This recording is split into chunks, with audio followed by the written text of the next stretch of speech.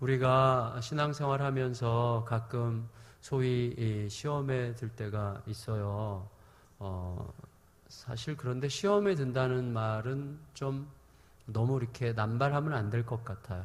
좀 더 전문적인 용어로 말하면 이제 삐지는 건데, 우리가 신앙생활 하면서 좀 삐질 때가 더러 있단 말이죠. 근데 이제 삐진다는 것은 그냥 마음이 좀 상해가지고, 그렇다는 건데, 좀 시험에 든다는 것은 좀 심각하죠. 어떤 때냐면 죽고 싶다라든지, 나는 여기서 끝내고 싶다라든지, 더 이상 나는 하나님과 함께 일하고 싶지 않다라든지, 이런 떠나고 싶다라든지 이런 순간이 온단 말이죠. 그래서 그런 시간이 왜 오냐는 거죠. 왜? 원인이 어디에 있고 도대체 어떤 상황에서 또 어떤 이유 때문에 그런 정말 잘 신앙생활을 하던 사람이 갑자기 꺾어져 가지고 아무것도 할 수 없을 것 같은 그런 상황 속에 빠지느냐 하는 거예요.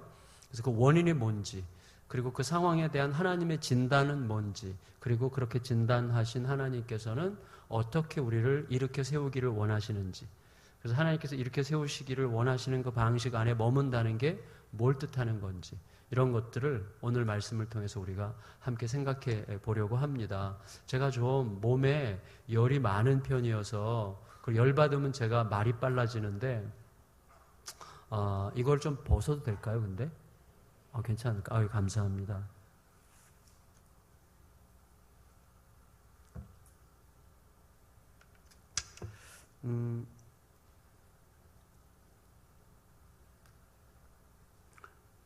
어제 우리가 살펴봤던 엘리야를 보면요, 엘리야가 갈멜산에서 엄청난 영적 승리를 거두지 않았습니까?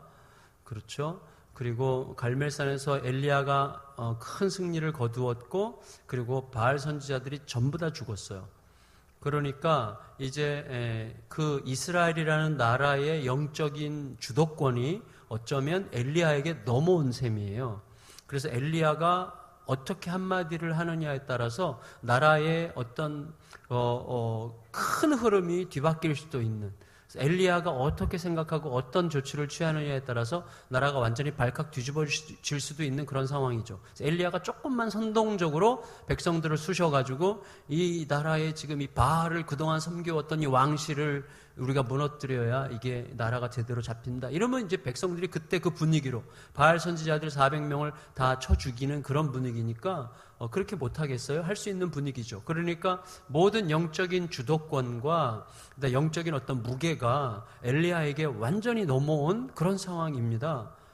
그런데 그러면 엘리야가 지금 엄청난 영적 에너지를 가지고 있고, 그리고 엘리야에게 엄청난 권위가 지금 실린 상태인데, 그때 고작 이세벨이, 아합 왕의 아내 이세벨이 협박 한마디 했다고 엘리야가 실족했어요. 엘리야가 시험에 들었어요. 그러니까 이게 참 이해가 안 가는 거예요.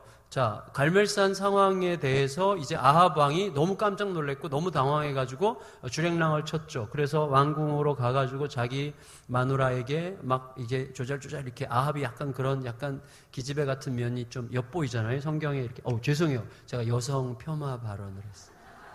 회개합니다. 남자들도 아합이 아합같이 아주 쪼잘거리면서 자기 아내에게 막 이렇게 고자질을 했어요. 여보, 이래가지고 이랬어. 나 어떻게 하면 좋아? 뭐 이런 식으로 얘기를 했어요. 그랬더니 이세벨이 뭐라고 그랬어요? 엘리야가 어디 사는지를 아니까 엘리야가 사는 곳에 자기 신하들을 보내가지고 협박했어요. 내가 내일 이맘때까지 너를 죽이지 못하면 신들이 내게 벌 위에 벌을 내리리라. 이게 무슨 말이죠? 내가 내 목숨 걸고 내일 이맘때까지 너 죽이고 말 거야. 이렇게 이제 협박했단 말이죠.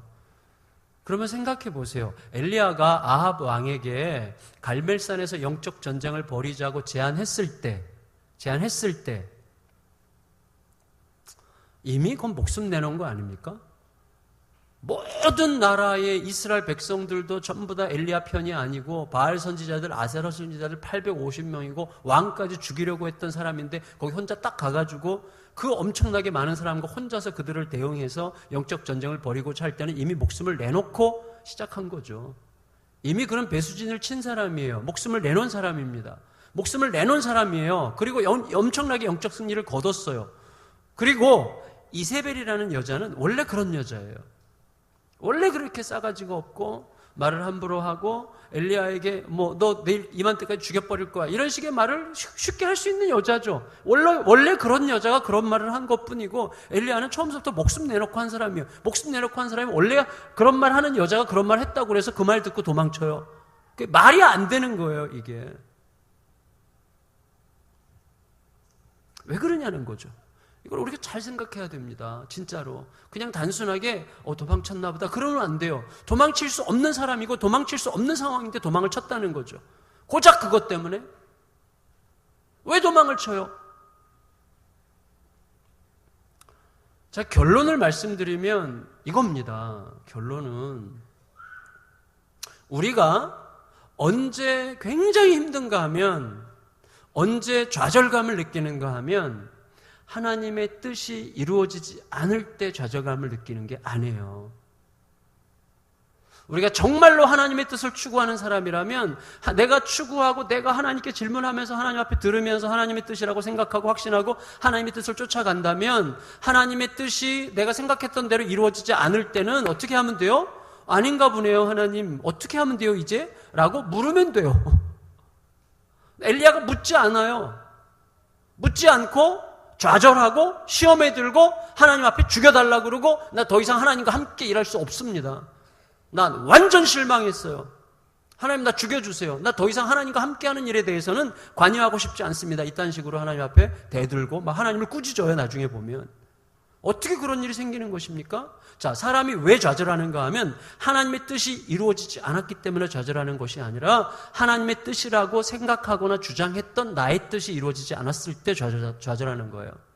많은 경우에 교회 안에서 사람들이 시험에 들었다, 막 좌절한다, 왜 이래? 막 불평하고 원망하고 막 분을 쏟아낼 때는 하나님의 뜻이 이루어지지 않았기 때문이 아니에요. 겉으로 우리가 하나님의 뜻을 막 주장하지만 하나님의 뜻이 아니라 하나님의 뜻을 앞세운 내 의지, 내 공로, 내 어떤 욕망, 내가 원하는 어떤 바, 내 전제 이런 것들이 이루어지지 않은 것 때문에 좌절하는 것입니다. 굉장히 무서운 거예요. 신앙생활은 그래서 뭐냐면 계속해서 분별해야 돼요. 이게 하나님의 뜻인지 하나님의 뜻을 가장한 내 뜻인지, 이게 하나님을 구하는 것인지 하나님을 앞세워서 내 욕망을 구하는 것인지를 계속 생각해야 돼요. 우리는 항상 전제가 있어요. 전제, 소위 프레임이라는 게 있죠. 이 틀이 있어요. 생각하는 틀. 그 틀을 가지고 모든 걸 봐요. 틀. 저에게 이제 하나님이 애를 셋을 주셨어요. 셋. 골고루 주셔가지고 셋이 골고루 주셨어요. 첫째는 딸, 둘째는 공주, 셋째는 기집애인데 큰 딸과 둘째 딸은 벌써 시집 가가지고요. 제가 손주가 셋이 있는데 할아버지예요. 저 할아버지예요. 5살, 3살, 1살 이렇게. 그리고 이제 둘째 딸이 또 시집 갔는데 이번 10월 중순에 또 애를 낳아서 이제 10월 달 되면 제가 손주가 4이 되는. 그래서 제가 이렇게 여유만만해요. 근데 뭐 의아하실 거 없어요. 제가 까져가지고 일찍 장가를 갔고요. 제가 25살에 결혼해가지고요. 제 아내가 저보다 2년 이제 선배님이신데 선배님 우리 교회 선배를 꼬셔가지고 제가 이제 결혼했어요. 누구처럼. 그리고 왜 웃으시는지 저는 이해할 수가 없네. 그리고 저희 딸아이가 22살에 시집을 갔어요. 지금 30살인데 걔가 22살에 시집 가서요. 결혼 3년 차 때부터 내일이 이제 새 아이를 낳았어요. 지금 미국에서 이제 얼바인이라는 곳에 사는데 둘째 딸도 이제 거기 같이 살아요. 이제 우리 이런 시시콜 얘기할 필요는 없죠. 핵심은 뭐냐면 이게 아니고 죄송합니다. 저희 둘째 아이, 지금 이제 시집간 둘째 아이, 이 둘째 아이 얘기를 아마 내일 저녁이나 모레 저녁 때 아마 해드릴 기회가 있을 거예요. 엄청 위로받으실 거예요. 진짜 저희 둘째 딸 이야기 들으시면 진짜 위로 많이 받으실 거예요. 근데 저희 둘째 딸 아이가 6살 때 제가 여기 역삼동에 있는 충현교회 부교육자를 하고 있었는데 이런 아주 즐거운 에피소드가 있었어요. 이게 뭐냐면 이제 이 아이가 6살 때인데 제가 아침에 일어났는데 무척 배가 고팠어요. 그래서 여보 빨리 밥 줘 그랬더니 아내가 막 달그닥거리면서 뭘 찾다가 굉장히 미안해하면서 여보 너무 미안해. 내가 쌀 사다 놓는 걸 까먹었어. 그래서 거기는 이제 교육자들이 전부 다 사택에 이제 몰려서 살아요. 막 한 20-30명, 20-30 가정이. 그 사모들끼리 막 엄청 친하고 막 재밌어요. 물론 싸우기도 하지만. 근데 제 아내가 막 거기서 너무 친한 사모들이랑 막 맨날 놀러 다니느라고 쌀 사다 놓는 걸 까먹었다는 거예요. 제가 너무 배가 고프니까 저 같은 이렇게 좀 체력이 좀 딸리는 사람들은 굶으면 일단 떨려요. 그래서 굶으면 이렇게 막 떨려가지고 막 신경질이 나고 제가 또 가뜩이나 신경질적으로 생겼잖아요. 그래서 아내한테 막 버럭 화를 냈어. 뭐야요, 뭐 빨리 나 배고파 죽겠어. 그랬더니 알았다고 조금만 기다리라고. 그러더니 6살짜리 둘째 딸아이를 슈퍼마켓에 보낸 거예요. 슈퍼마켓 갔다 오는 이 아이가 까만 비닐봉다리에 뭘 달랑달랑 들고 오는데 보니까 그 당시에 처음 나오던 햇반이었어요. 햇반. 근데 이 아이가 저희 부모에게 이렇게 질문했어요. 6살짜리가. 햇반 들고 엄마 아빠 여기에 쌀 몇 개 들었는 줄 알아? 이거 쌀 몇 개로 만들었는지 알아? 이렇게 질문하는 거예요. 몰라 그거. 자기는 안 되는 거예요. 2,000개로 만들었다는 거예요. 그래? 줘봐. 그랬더니 자세히 보면 써 있어요. 거기 2,000쌀밥 이렇게 2,000쌀밥. 그래서 그때 우리가 이제 많이 웃었지만 생각하게 된 거죠. 그렇죠. 이 아이는 숫자 2,000밖에 몰라요. 경기도 2,000이라는 컨셉이 없어요. 이 아이 머릿속에는. 그러니까 2,000쌀밥이라는 단어를 읽는 순간 이거 정확하게 해석되는 거예요. 2,000개의 쌀로 만든 밥, 2,000쌀밥. 정확하게 해석되는 거예요. 자기로서는 너무나 확신이 있어가지고 엄마 아빠를 가르쳐. 그리고 엄마 아빠를 훈계해. 이것도 몰랐어? 이렇게. 근데 놀랍게도 그게 엘리야라니까요. 그게 우리라니까요. 성도 여러분 생각해보세요. 우리들이요 항상 이런 식의 생각이 있어요. 교회는 이래야 되는 거야. 신앙은 이래야 되는 거야. 뭐는 이래야 되는 거야. 뭐는 이래야 되는 거야. 이런 게 있어요. 우리들의 전제가. 그 전제는 어떻게 형성된 거죠? 내가 지금까지 경험해왔던 약간의 지식과 약간의 경험들에 의해서 형성된 거예요. 이 세상이 얼마나 넓은데, 신앙의 스펙트럼이 얼마나 넓은데, 얼마나 많고 풍성한데, 하나님이 얼마나 크신데, 나의 이 작은 뇌와 나의 작은 몸놀림에 의해서 경험된 매우 작은 어떤 지식과 경험을 가지고 이래야 되라는 전제를 가지고 그것 가지고 다 보는 거죠. 이렇게. 이것보다 훨씬 더 넓게 볼 수 있는 거예요. 그래서 우리가 하나님의 가슴 안으로 날마다 들어가지 않으면 심각한 오해가 생길 수 있는 거예요. 그래서 사실은 이게 무너질 때 사람은 자기가 무너진다고 느껴요. 근데 이게 없으면 절대 무너지지 않아요. 왜? 하나님 무한하시기 때문에. 네? 하나님 안에 있으면 두려울 게 없는 거예요. 그래서 이게 굉장히 중요한 부분입니다. 성도 여러분, 창세기에 보면 창세기 4장에 그 가인이 나오죠. 가인의 아들의 이름이 뭐죠? 에녹이에요. 우리가 아는 하나님과 동행하다가 천국에 간 그 에녹 말고 가인의 아들도 에녹이에요. 그리고 우리가 아는 그 에녹, 하나님과 동행하던 에녹은 창세기 5장에 나오죠. 같은 동명이인인데, 자, 가인의 아들 에녹을 한번 생각해 보세요. 가인이 결혼해서 아들을 낳고 아들의 이름을 에녹이라고 짓고 아들을 낳자마자 가인이 했던 첫 번째 일이 뭐죠? 성을 쌓는 거였어요. 왜 성을 쌓았을까요? 두려움 때문이에요. 가인은 자기 동생을 죽인 죄의 짐을 지고 있어요. 그 문제가 충분히 하나님 앞에서 해결이 안 됐어요. 그래서 그 사람 속에는 늘 뭐가 있는가 하면 자기가 동생을 죽였기 때문에 누군가가 또 나를 그렇게 해코지할 수 있을 거라는 두려움 속에 늘 살아요. 두려움도 엄청난 에너지입니다. 두려움은 큰 에너지죠. 두려움 때문에 사람을 죽여요. 두려움 때문에 막 상처를 내요. 두려움 때문에 엄청난 일을 해요. 애들이 왜 공부 열심히 해요? 어떤 아이들은 두려워서 공부 열심히 하는 거예요. 두려움 자체가 엄청난 에너지인데, 두려움이라는 에너지로 살아가는 사람들이 하나님을 떠난 사람들이에요. 하나님의 사람들은요, 두려움의 에너지로 사는 사람들이 아니에요. 사랑의 에너지로 살죠. 하나님으로부터 흘러오는 사랑의 에너지로 사는 거죠. 근데 왜 그렇게 우리들은 두려움의 에너지로 자녀들을 키웁니까? 이렇게 안 하면 큰일 날 것 같아. 이렇게 해야만 될 것 같아. 우리 속에 있는 우리 자녀들을 바라보는 에너지는요, 우리 자녀들을 상대할 때 우리를 움직이는, 우리들의 마음속에 우리를 움직이고 우리의 마음을 드라이브하는 에너지는 두려움인 경우가 너무나 많아요. 우리는 주님께 사랑받아 놓고 일방적인 사랑으로 구원받아 놓고 우리들은 그런 사랑을 베풀기보다는 두려움의 에너지로 자녀들을 대해요. 남편도 아내도 우리 주변 모든 환경들도. 그래서 믿음의 역사를 보기가 어려워요. 이 싸움 하는 거예요. 우리가 지금 이 싸움. 네, 보세요. 가인이 그래서 아들 에녹을 낳자마자 아들 에녹에 대해서 두려움의 에너지가 발동하니까 아들을 지키기 위해서 성을 쌓은 거예요. 누군가가 해코지하지 못하도록 성부터 쌓았고 성 안에서 살게 하는 거죠. 그러면 자식 에녹이 어릴 때부터 성 안에서 자랄 때 어떤 의식 구조가 형성이 되겠어요? 성 안은 안전한 곳, 성 바깥은 위험한 곳이죠. 그렇죠. 그러니까 뭐예요? 가인이 자기 아들을 위해서 성을 쌓았지만 사실은 그게 아들을 위한 게 아니라 아들에게 두려움을 가르치는 거죠. 가인의 마음속에 있는 두려움이 아들에게 계속 전달되는 거죠. 너 바깥 세상은 다 위험한 세상이야. 그걸 뭐가 가르쳐요? 성벽이 가르쳐주는 거죠. 성벽 안에는 안전한 곳, 성벽 바깥은 너무나 위험하고 두려운 곳. 성벽 밖으로 함부로 못 나가요. 자기 세계 안에서만 갇혀있게 되는 거죠. 그게 프레임이 되는 거예요. 틀. 무서운 거예요. 그게 무서운 거예요. 성도 여러분, 성 바깥 세상이 얼마나 넓은데요. 고작 코딱지만한 성 안에서만 자유를 누리는 그런 자유는 어떻게 된 자유입니까? 그건 자유가 아니죠. 근데 창세기 5장에 우리가 알고 있는 에녹은 뭐예요? 그가 하나님과 365년 동안 동행했다 그랬어요. 그건 무슨 뜻이죠? 하나님과 동행했다는 말은 하나님을 자기의 성으로 삼았다는 뜻이에요. 하나님을 성으로 삼았으니 하나님이 안 계신 곳이 어디 있어요?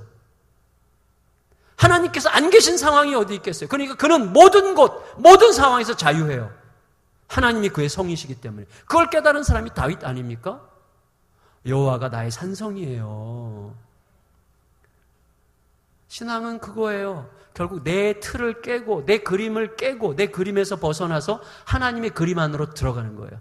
하나님의 성 안으로 들어가는 거예요. 아니, 하나님의 나의 성이죠. 결국 우리가 들어가는 곳이 어디죠? 하나님께서 하늘로부터 내려보내주시는 예루살렘 성이잖아요. 하나님의 성이에요. 우리가 들어가야 될 곳은 하나님의 성이에요. 하나님의 성. 엘리야가요, 자기도 모르게 틀이 생긴 거예요, 틀이. 갈멜산에서 큰 승리를 거뒀더니 이 정도 승리라면 이제 왕궁이나 백성들 사이에서 이런 변화가 있어야만 되고 있을 거야 라는 자기의 틀이 생겼는데 그 틀대로 안 되기 때문에 지금 좌절하는 거예요. 하나님께 물어봤어야죠. 저는요, 이 부분을 정말 실감나게 경험했어요. 제가 아침에도 말씀드렸지만 대형교회 두 교회에서 두 곳에서 기획 목사를 했기 때문에 저 나름대로 틀이 형성이 된 거예요. 이렇게 하면 되겠다, 이렇게 하면 되겠다. 그래서 그거보다는 훨씬 작은 교회에서 이제 담임 목회를 딱 시작할 때 생각했던 대로 다 됐어요. 20년 동안 그 교회가 위치가 사랑의 교회랑 온누리교회 딱 중간에 있어요. 그러니까 30대, 40대들이 거의 다 이제 옆에 온누리교회 사랑의 교회로 막 떠나갔다 그러고 가보니까 이제 막 교회가 휘어져 추수하게 되었어요. 그래서 막 머리 허연 어르신들이 꽉 차 있고 막 그러더라고요. 근데 제가 그 전략, 이제 제가 익혀왔던 그 방식을 가지고 막 완전히 미친 듯이 1년을 이렇게 쏟아부은 거예요. 돌렸어요. 1년 만에 새 가족이 300에서 350명 정도가 새로 등록을 했고 그 사람들이 다 출석을 했어요. 그 교회가 1년 만에 확 변화가 됐죠. 확! 그리고 제가 꺾였어요. 그리고 제가 무너졌어요. 이유를 그때 하나님께서, 이게 이제 저에게는 엄청나게 큰 은혜의 시간이었어요. 제가 그때 좌절하지 않고 무너지지 않고 계속 막 그래서 막 부흥하고 막 3,000명 되고 4,000명 되고 5,000명 되고 10,000명 되고 So what? 무슨 의미예요 그게? 하나님 그게 관심 별로 없으시더라고요. 그걸 나중에 알게 됐어요 제가. 하나님은 제가 예수 그리스도의 형상을 닮아가는 데 관심이 있으시지 몇 명 이런 거 하나님은 하나도 관심이 없으시더라고요.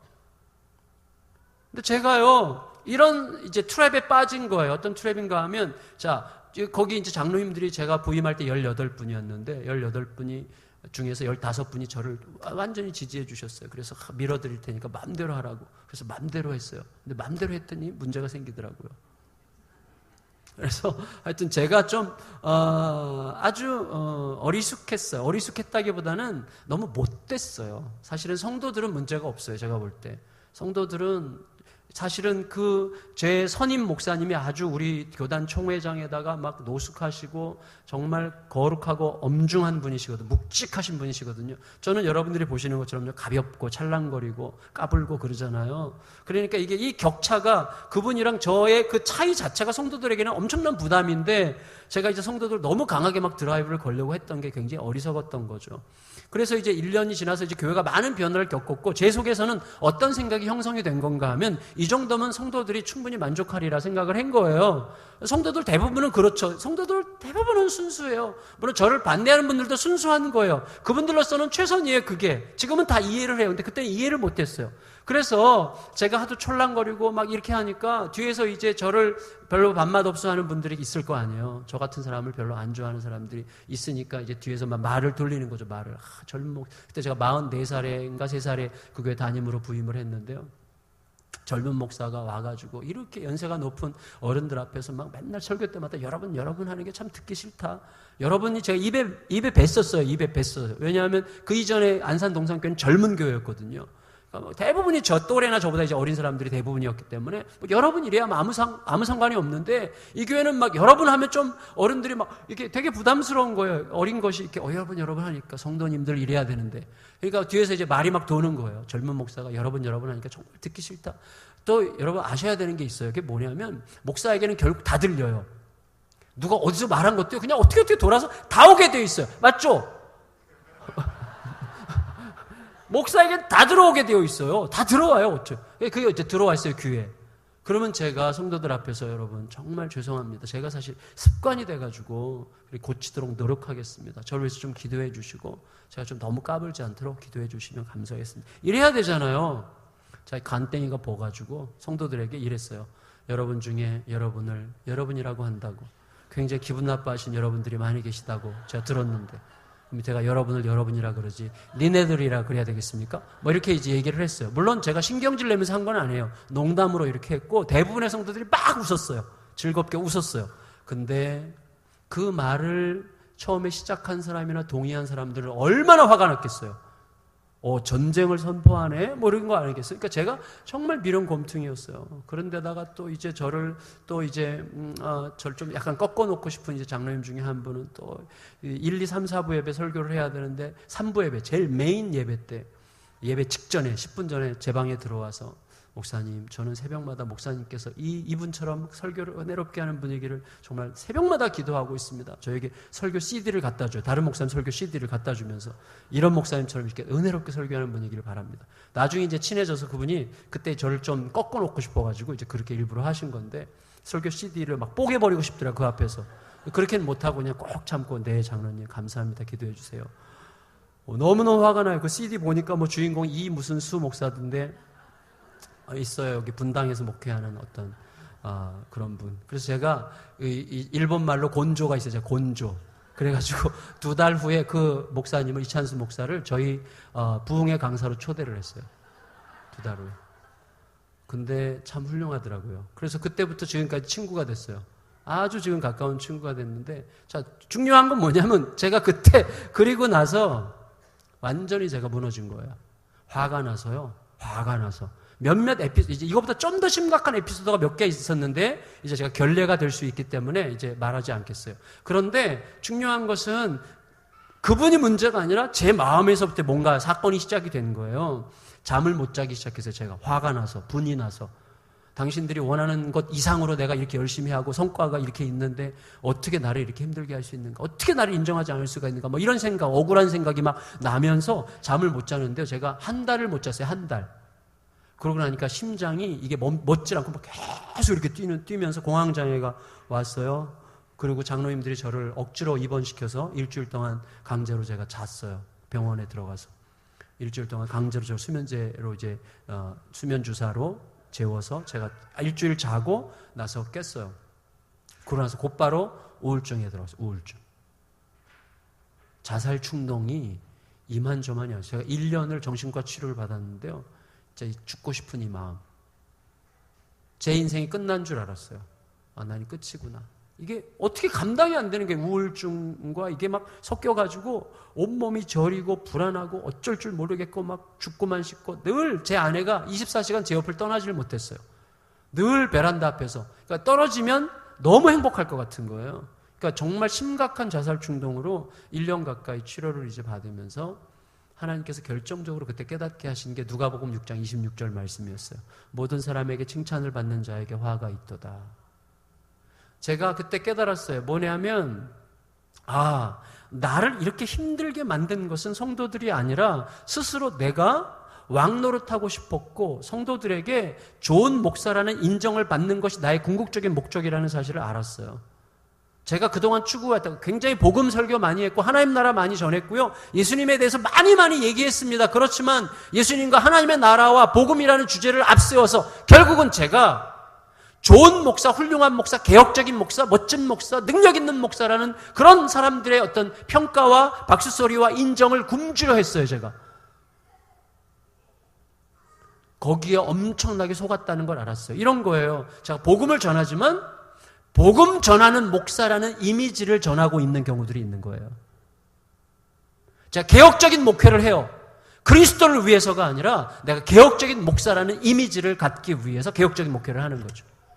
무서운 우상숭배라는 것을 그때 깨달았어요. 하나님께서 저를 막 제 마음속에 저 꾸정물을 쓴 뿌리를 저 깊은 곳까지 막 다 끄집어내셔가지고 어마어마하게 회개하게 하셨어요. 그때 완전히 다 치료가 된 건 아니에요. 여전히 저에게는 그런 욕망이 있습니다. 그러나 이제 지금은 치명적인 어떤 질병에서는 벗어난 것 같아요. 지금은 사람들이 막 알아주건 안 알아주건 뭐 안 알아주면 좀 기분이 안 좋지만 그래도 안 알아줘도 뭐 그럴 수 있지 이렇게 하고 그냥 쉽게 넘어가. 옛날에는 안 그랬어요. 너무 속상하고 너무 힘들고 막 이랬던 거죠. 내가 섬기는 게 뭔가 예수 그리스도의 이름을 빙자해서 결국은 나를 섬겼던 것을 제가 알게 됐어요. 이 틀이라는 게 너무너무 무서운 거예요. 켈빈이라는 분이 이런 얘기를 했어요. 우리들의 심령은 끝없이 우상을 만들어내는 공장이라 그랬어요. 끝없이 우상들을 만들어내요. 하나님 보세요. 하나님을 섬기기보다는 하나님을 이용해서 내 무엇을 섬겨요? 우리 애가 잘 되는 거, 우리의 건강, 돈이 더 많이 벌리는 것 이런 걸 위해서 하나님이 이용당해 주셔야 되는 거예요. 그 부분이 왜 그렇게 위험한지에 대해서 제가 내일 저녁 때 말씀을 나누도록 하겠습니다. 내일 저녁 때. 굉장히 중요한 부분인데 근데 성도 여러분 어쨌거나 엘리야가 제가 자기 틀이 무엇인지를 깨달았던 거예요. 이 틀. 모든 것을 복음을 전하든지 하나님 나라를 전하든지 예수님을 전하든지 사람들과 관계를 맺든지 간에 모든 틀이 뭐냐면 내가 훌륭한 목사가 되는 게 나의 틀이었어요. 그거 가지고 사람들을 다 보는 거예요. 그래서 사람들이 나를 좋아하도록 만드는 기술이 너무 발달했던 거예요, 제가. 나의 미소, 나의 말투, 나의 태도, 사람들과 관계 맺는 방식, 이 모든 것들이 결국 지향한 게 뭐예요? 결국 그들이 그리스도를 만나도록 하기 위한 게 아니라 그리스도를 내가 말함으로써 그들이 나를 좋아하게 만드는 방식으로 행해왔다는 것을 깨달았어요. 그래서 이게 얼마나 무서운 범죄인지를 알게 하셨어요. 그래서 얼마나 울부짖으면서 기도를 했는지 몰라요. 기도하면서 하나님 용서해 주십시오. 이제부터는 저를 싫어하는 사람들이 얼마든지 많이 있을 수 있으면 인정하겠습니다. 저를 밥맛 없어 하는 분들이 있어도 저는 잘 견디겠습니다. 내가 뭐라고 예수님보다 더 나은 대접을 받으려고 그렇게 열망했을까요? 예수님이 그렇게 모욕당하고 멸시당하고 천대를 당하셨는데 내가 뭐라고 예수님보다 훨씬 더 나은 대접을 받기 위해서 그렇게 내가 열광했을까요? 용서해 주세요. 용서해 주세요. 이거 가지고 정말 많이 기도를 했는데요. 그 다음에 자유가 확 오는 거예요. 자유가. 물론 이제 힘든 일들이 좀 있었는데 그건 별거 아니에요. 이 문제가 해결이 되고 나니까 그러니까 나서는 이제 그 교회를 딱 내려놓게 하셨어요. 하나님께서. 딴 분들이 다 그렇게 해야 된다는 게 아니에요. 저는 그래야만 됐어요. 왜냐하면 제 속에 인정 욕구가 너무 강했기 때문에 계속 교회 안에서 온누리교회 사랑의 교회 막 비교하고 막 비교도 안 되는데 자꾸 비교하고 막 이러면서 우리 교회가 조금만 어떻게 더 이렇게 하면 이렇게 될까 뭐 이런 식의 비교가 너무너무 저에게 힘들었어요. 그리고 저는 그 비교하는 분위기를 벗어날 수 있는 능력이 없다는 걸 제가 알았어요. 이 교회를 떠나야 되겠다 결정을 딱 하고 나서 2008년도인가 11월 달에 막 이제 마음속에 어떻게 하는 게 좋겠는가 생각했더니 제가 중국 선교사로 가는 게 꿈이었거든. 선교사로 지금까지 다 붙였다가 제가 안 간 사람인데 제 아내한테 얘기했어요. 여보, 올해까지만 사역하고 선교사로 가면 너무 행복할 것 같은데 어떻게 생각해? 그랬더니 아내가 참 좋은 생각이에요, 여보. 혼자가 그러더라고요. 그래서 주님의 뜻이 아닌 줄 알았어요. 이제 같이 이제 동의해야 되니까. 그래서 그 다음 해 2009년 4월 1일 날 새벽에 기도하는데 마음속에 개척의 비전이 딱 왔어요. 너무 기뻤어요. 집에 가면서 막 날아갈 듯이 기뻐가지고 아내한테 여보 개척하는 마음을 주셨는데 너무 행복한데 어떻게 생각했더니 아내가 막 울더라고요. 나는 1년 전부터 기도했다는 거예요. 아무것도 없이 바닥부터 시작해도 좋은데 1년 전부터 자기는 하나님 제 남편의 입에서부터 그 말 하게 해주세요. 개척하자는 말을 하게 해달라고 기도했다는 거예요. 막 둘이서 부둥켜갖고 막 울었어요. 엉엉 울었어요. 그리고 장로님들을 설득해서 이제 그 교회에 파송을 받았어요. 파송 예배를 드려가지고 제가 이제 그 교회도 영광이죠. 담임 목사를 개척을 시켰으니까 얼마나 좋습니까? 하여튼 그렇게 잘 된 거예요. 그래서 성도들이 한 50여 명이 화성까지 따라 내려오셨어요. 그 중에 한 반쯤은 이사 오셨어요, 화성으로. 그래서 이제 교회가 시작이 된 거예요. 근데 어쨌거나, 자, 제가 말씀드리려고 하는 핵심은 뭐냐면, 틀이에요, 틀. 내 틀이라는 게 정말 무서워요. 그래서 엘리야가 하나님의 뜻이 아니라 하나님의 뜻이라고 생각하는 자기 뜻이 깨지니까 너무나 화가 났어요. 그 화가 난 것이 어떤 식으로 표현됐는가 하면 우리가 아까 읽었던 10절 말씀이에요. 10절을 다시 한번 읽을까요? 10절. 시작. 그가 대답하되 내가 만군의 하나님 여호와께 열심히 유별하오니 이는 이스라엘 자손이 주의 언약을 버리고 주의 제단을 헐며 칼로 주의 선지자들을 죽였으며며 오직 나만 남았거늘 그들이 내 생명을 찾아 빼앗으려 하나이다. 자, 이게 지금 엘리야의 그림이에요. 엘리야의 그림, 엘리야의 프레임, 자기 전제예요. 뭐죠? 엘리야가 자기가 해석하는 거예요. 모든 상황을. 하나님, 내가 이렇게 열심히 내는 이유가 뭔지 아세요? 하나님 선지자 전부 다 잡혀 죽었잖아요. 나밖에 안 남았잖아요. 내가 왜 이렇게 열심히 내는데요? 다 죽었고 나밖에 안 남았는데 내가 유일한 소망이고 마지막 보루인데 하나님 지금 나마저 죽게 생겼으니 나 죽으면 뭐 어떻게 하시려고 그래요? 하나님 뭐 대안이 있으세요? 이거예요. 나 죽으면 대안 없다. 이게 엘리야의 프레임이에요. 자기 전제. 우리가 다 알잖아요. 하나님의 그림은 엘리야 말고도 7,000명 있어요. 근데 그걸 엘리야가 몰라. 왜 모르죠? 안 물으니까. 왜 안 묻죠? 화가 났으니까. 여러분, 화나면요, 안 물어요. 대화를 안 해요. 마음이 상하면. 마음이 상했기 때문에 묻지 않는 거예요, 하나님께서. 하나님께 묻지를 않아요. 하나님께 묻지 않는 이유는 하나님의 뜻을 구하지 않았고 하나님 뜻인 것 같은 내 뜻을 구했기 때문에 묻지 않게 되는 것입니다. 우리가 정말로 끝까지 하나님의 뜻을 구하는 사람이면 상황이 내가 생각했던 대로, 내가 이게 하나님 뜻일 것 같은 데라고 생각했던 대로 안 될 때 그때 나오는 반응은 딱 하나예요. 그러면 하나님 어떻게 하면 좋겠습니까? 이렇게 되면 되는 거예요. 엘리야가 만일에 그러면 하나님 어떻게 되면 좋겠습니까? 라고 물었다면 엘리야가 굉장히 놀라운 사실을 깨달았을 거예요. 그게 뭐냐면 이세벨도 지금 굉장히 두려워하고 있다는 사실을 알았을 거예요. 이세벨도 지금 두려워해요. 어떻게 할 수 있는가 하면 보세요. 이세벨이 엘리야가 어디 사는지 알죠? 이세벨과 그러니까 사신을 보냈잖아요. 엘리야 사는 집에. 어디 사는지 알아요. 그럼 엘리야를 죽이고 싶어 해요. 이세벨과 아합은 엘리야를 죽이고 싶어 했어요. 그거 죽이면 되잖아요. 죽이려면 군사를 보내야죠. 근데 군사를 안 보내고 사신을 보냈어요. 사신은 뭐예요? 폴리티션이에요. 정치가들이에요. 정치가들은 뭐 하는 사람들이죠? 타협하고 거래하는 사람들이에요. 다시 말하면 이세벨이 군사를 보내서 엘리야를 죽이면 되는데 그러지 않고 사신, 정치가들을 보내가지고 거래한 거예요. 어떻게? 그리고 24시간 말미를 줬어요. 그냥 가서 죽여버리면 되는데 내일 이맘때까지. 내가 내일 이맘때까지 너를 못 죽이면 못하라 그래요. 어디 사는지 알고 사신 보냈으면 군사 보내서 죽이면 되지. 근데 사신을 보내서 내가 24시간 말미를 줄 테니까 알아서 결정해. 이런 식으로 얘기한 거죠. 그러니까 엘리야가 그 이세벨의 속임수에 넘어갔어요. 지금 이세벨도 알아요. 자기가 엘리야를 죽이거나 잘못했을 경우에 백성들이 어떻게 들고 일어날지 몰라요. 갈멜산 사건 이후로 백성들이 지금 엘리야에게 모든 관심이 있어요. 근데 엘리야를 이세벨이 죽였다. 그 백성들이 들고 일어날 가능성이 많습니다. 그러니까 이세벨은 엘리야에 대해서 어떻게 할 줄 몰라요. 두려워하는 거예요. 그러니까 이세벨이 할 수 있는 마지막 한 가지밖에 없어요. 뭐죠? 협박해서 도망치게 하면 이기는 거예요. 근데 그 마지막 하나밖에 안 남은 이세벨의 수에 빠진 거예요. 왜 빠졌죠? 하나님의 그림이 아니라 자기 그림 안에 갇혀 있기 때문이에요. 하나님의 뜻이 아니라 하나님의 뜻인 것 같은 내 뜻 안에 갇혀 있었기 때문이에요. 그러면 우리가 굉장히 어리석어집니다.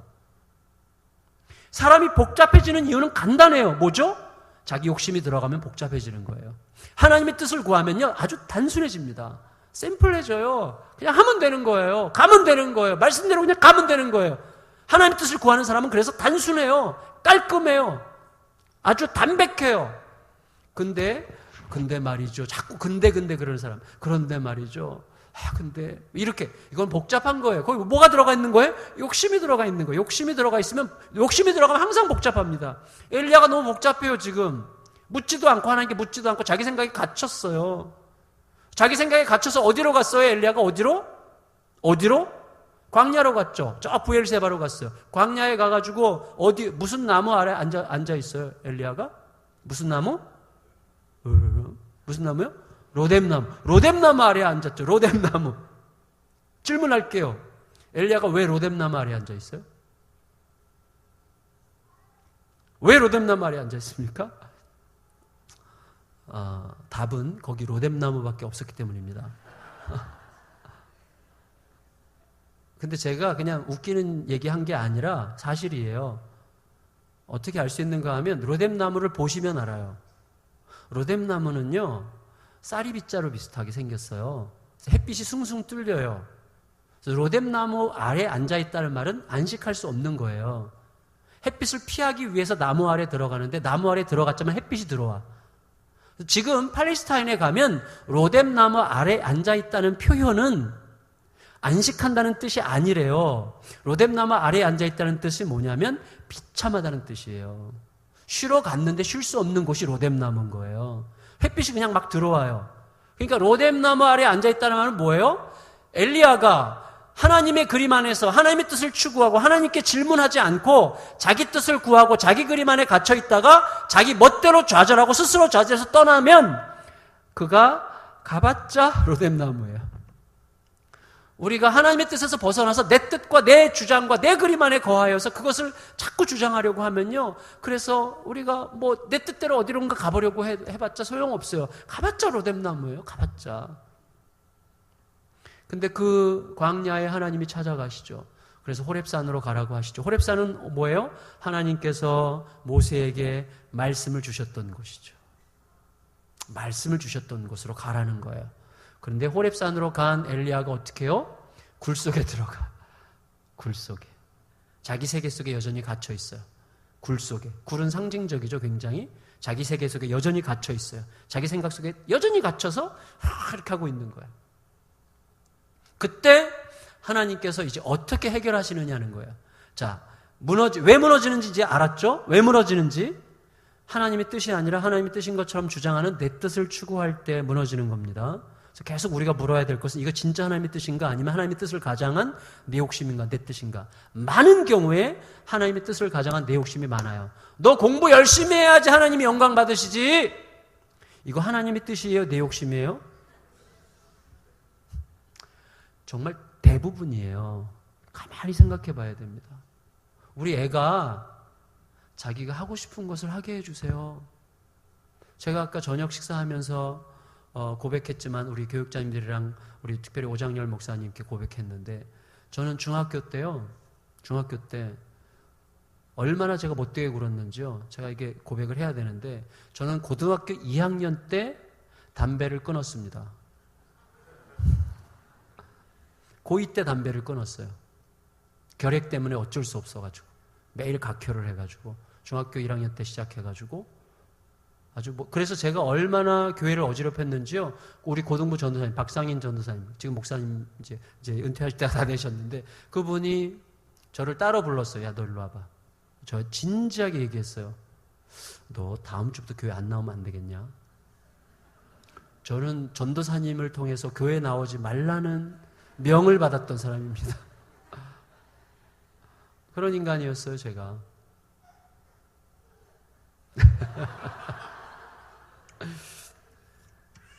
근데 중요한 게 뭐냐면 그게 전부가 아니라는 거예요. 전부가 아니에요. 저는 아주 우리 중고등학교 아이들이요, 뭘 제일 중요하게 생각하는가 하면 그 아이가 자기 자신이 되려고 하는가를 중요하게 생각해야 된다고 생각합니다. 우리가 이 세상이 요청하는, 우리의 욕망이 요청하는 어떤 틀의 아이들을 가두려고 하지 마시고요. 하나님께 맡기세요, 진짜. 하나님이 우리의 욕망보다 훨씬 더 잘 키우세요. 내일 저희 둘째 딸 얘기 들으면 잘 아시게 될 거예요. 저희 둘째 딸은 저보다 훨씬 심했어요. 지금 잘 살아요. 정말 잘 살아요. 제가 얘기해주면 위로가 많이 되실 건데, 여러분, 어쨌거나 중요한 건 뭐냐면 굴 속에 갇혀요. 자꾸 굴 속에, 우리가 자기 굴 속에 갇혀요. 그런데 그 굴 속에 갇혀있는 엘리야에게 하나님이 찾아가셔서 엘리야에게 세 가지를 보여주세요. 세 가지. 첫째는 바람, 둘째는 지진, 셋째는 불을 보여주세요. 근데 바람이 그냥 산들바람, 시원한 바람이 아니라 산을 둘러 가르고 바위를 부수는 바람이에요. 어마어마한 바람. 한마디로 뭐죠? 이 정도 바람이면 세상이 뒤집어지겠구나 라고 생각하게 되는 그런 바람. 지진은 그야말로 세상을 뒤집어 엎는 거죠. 지진. 불, 뭐죠? 얼마 전 갈멜산에서 내려와서 세상을 뒤집어 엎을 것 같이 느끼게 했던 그 불.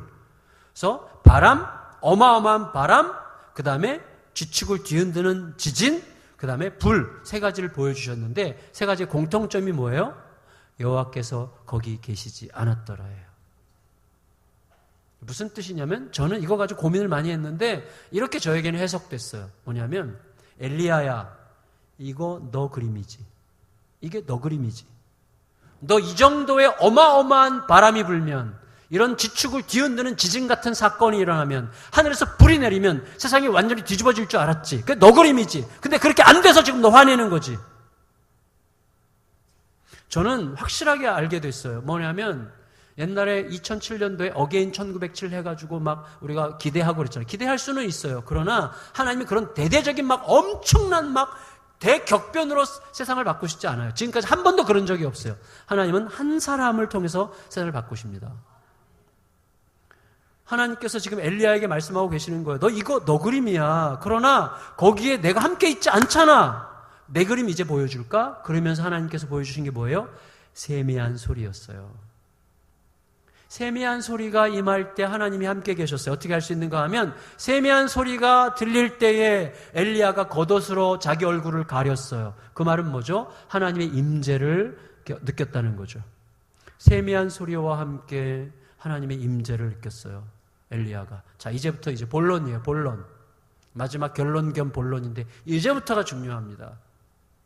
하나님은 어떻게 우리를 인도하시고 어떻게 회복하시느냐? 세미한 소리예요. 그러면 우리가 질문이 생겨요. 왜 세미한 소리일까? 잘 들으세요. 왜 세미한 소리일까? 세미한 소리라는 말을 직역하면 잠자고 있는 바람의 소리인데요. 다시 말하면 바람인데 잠을 자고 있어. 근데 바람이야. 그러니까 이게 소리라고 하기에는 침묵에 가깝고 침묵이라고 하기에는 소리에 가까운 무엇이에요? 그러니까 뭐냐면 극도로 고요하지 않으면 들을 수 없는 소리로 하나님은 말씀하셨다는 거예요.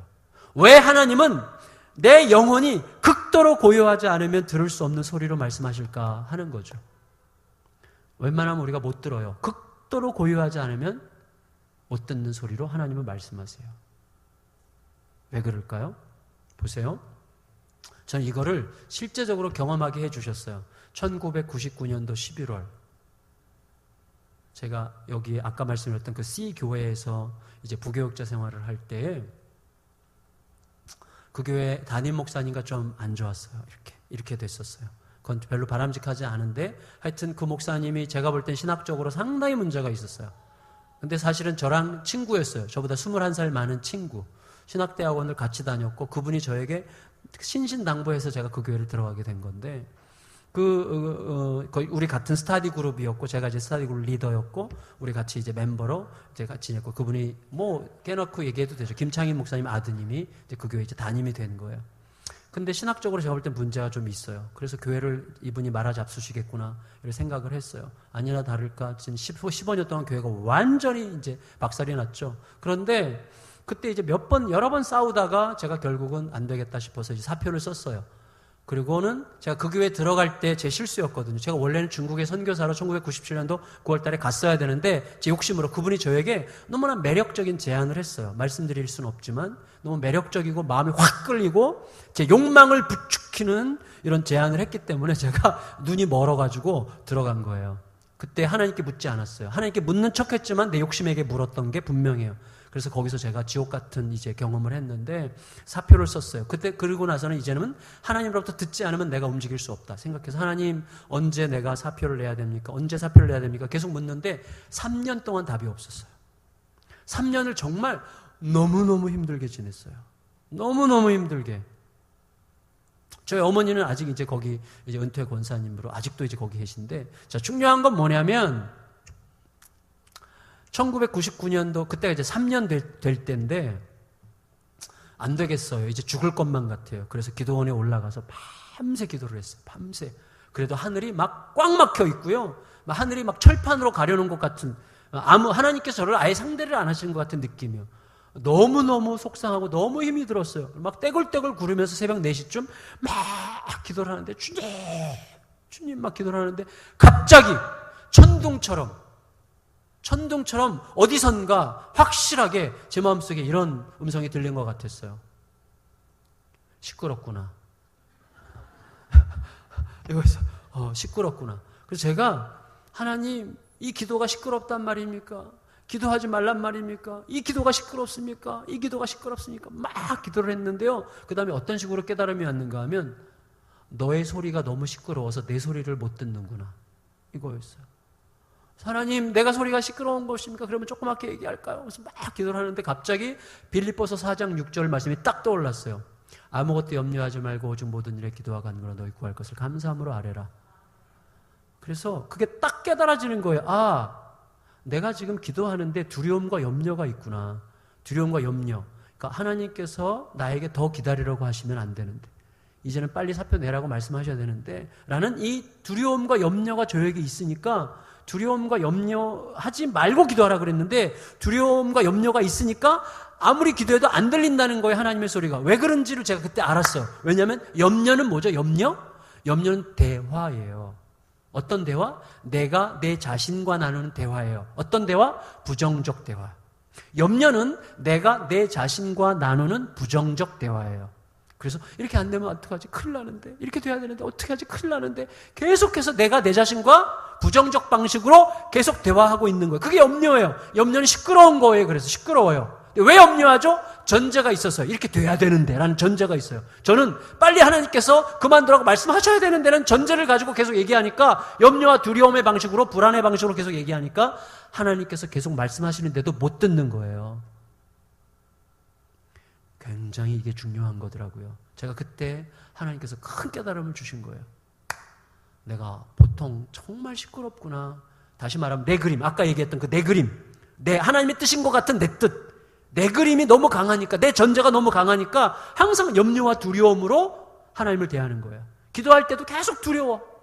우리 기도하러 주님 앞에 나오잖아요. 나와서 막 기도할 때 막 보따리 풀잖아요. 남편 보따리, 애들 보따리, 막 돈 보따리, 뭐 이런 거, 돈에 대한 염려 보따리 다 풀고 막 기도하잖아요. 그 기도 끝나면 어떻게 해요? 다시 다 싸가지고 가져가잖아요. 내일 다시 풀어놓으려고. 그러니까 염려의 방식으로 왔다가 염려의 방식으로 가는 거예요, 우리들이. 시끄러운 거예요. 시끄러워요. 제가 그래서 하나님, 감사합니다. 깨닫게 해주셔서 감사합니다. 어떻게든 주님의 뜻대로 해 주십시오. 어떻게든 상관없습니다. 그런데 안 내려놔지는 거, 이게. 좀 더 기다리라는 말씀만은 하지 말아주세요. 와, 무섭더라고요. 기다리는 거 이제 지옥이야.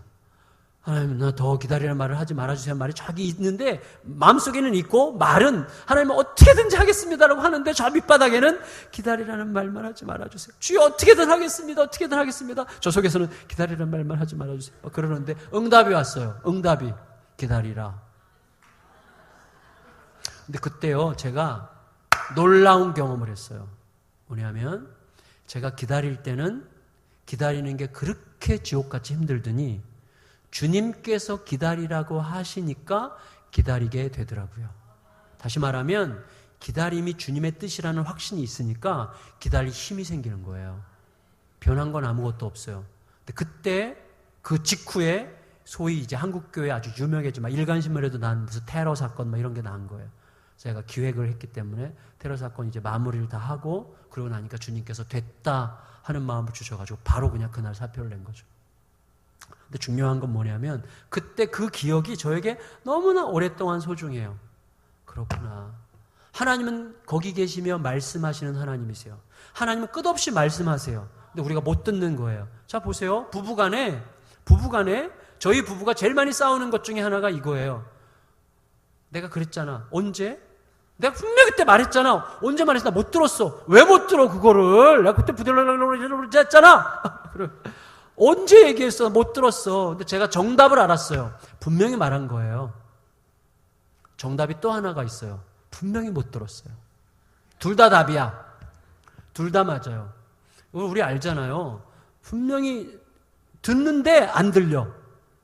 그렇잖아요. 뭐 설교 시간에 이렇게 다 듣는 것처럼 앉아있지만 속으로 딴 생각하고 있으면 안 들리는 거예요. 그게 자기 전제예요. 염려, 근심, 두려움, 자기 전제가 있으면 다 듣는 것 같아도 안 듣는 거예요. 제가 저희 성도님 중에 한 모시기 권사님이요. 저한테 시험에 들어서 6개월 동안 제 설교가 안 들어왔다는 거예요.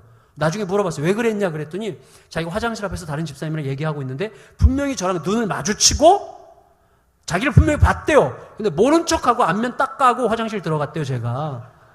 목사님 날 무시하는구나. 그래가지고 제 설교가 안 들어왔다는 거예요. 이게 똑같이 적용돼요. 저는 분명히 봤어요. 근데 못 봤어요. 아시죠? 딴 생각하고 보면 분명히 눈을 마주쳤지만 안 본 거예요, 이거. 하나님을 상대할 때 똑같아요, 우리들이. 기도하지만 못 들어요. 하나님 말씀해 주시옵소서 그러는데 뭐예요? 말씀해 주셔도 못 들어. 왜? 내 속에서 내 전제를 가지고 말씀해 주옵소서 하기 때문이에요. 근데 하나님은요, 왜 세미한 소리로 말씀하시죠? 이 전제가 완전히 박살나야만 들리는 소리로 말씀하시는 거예요. 근데 왜 전제가 있을 때 알아듣게 하셔서 전제를 내려놓게 하시죠? 안 해요. 내 전제가 부서지지 않잖아요? 그럼 하나님의 뜻이 뭔지를 말씀하실 때 우리는 기가 막힌 방법으로 하나님의 뜻과 내 뜻을 기가 막히게 잘 비벼요. 잘 비벼가지고 하나님의 뜻인 것 같은 내 뜻을 만드는 거예요. 그래서 내 전제가 완전히 내려놔지지 않으면 우리는 하나님의 뜻대로 행하기 어렵게 되는 것입니다. 하나님의 뜻대로 순종할 수 없어요. 그래서 세미한 소리로 말씀하실 수밖에 없는 거예요. 우리가 정말 그래서 세미한 소리를 듣는다는 건 무슨 뜻이에요? 사도 바울 선생님의 비밀을 제가 그래서 알게 됐어요. 날마다 죽노라. 날마다 죽노라는 건 뭐예요? 내가 죽어야지. 이거 아니에요. 날마다 죽노라는 것은 내 생각, 내 주장, 내가 결정하려고 하는 나의 생각, 내 고집, 내 경험, 이거 다 내려놓는 거예요. 주여 말씀하옵소서. 주의 종이 듣겠습니다. 내 뜻대로 마시고 아버지 뜻대로 하십시오. 그게 죽는 거예요. 그때 우리가 세미한 소리를 듣게 돼요. 세미한 소리를. 그때부터 회복되기 시작하는 거예요. 회복되기 시작해요. 하나님께서 엘리야에게 말씀하신 세미한 소리 속에 뭐가 있어요? 엘리야가 지금 두려워하고 있는 아합과 이세벨 다음 왕이 누군지를 하나님께서 말씀해 주세요. 엘리야 말고도 7,000명 남기셨다는 것을 말씀해 주세요. 그리고 심지어 아람 왕 다음 왕이 누군지까지도 말씀해 주세요. 하나님의 그림은요 훨씬 크고 깊어요. 엘리야가 물었더라면 알았을 거예요. 근데 묻지 않은 게 문제죠. 왜 묻지 않아요? 자기 전제 때문에. 자, 그러면 마지막으로 이거죠. 여기 보시면 엘리야가 14절 보시면 14절 한번 읽겠습니다. 14절 시작. 그가 대답하되 내가 만군의 하나님 여호와께 열심히 유별하오니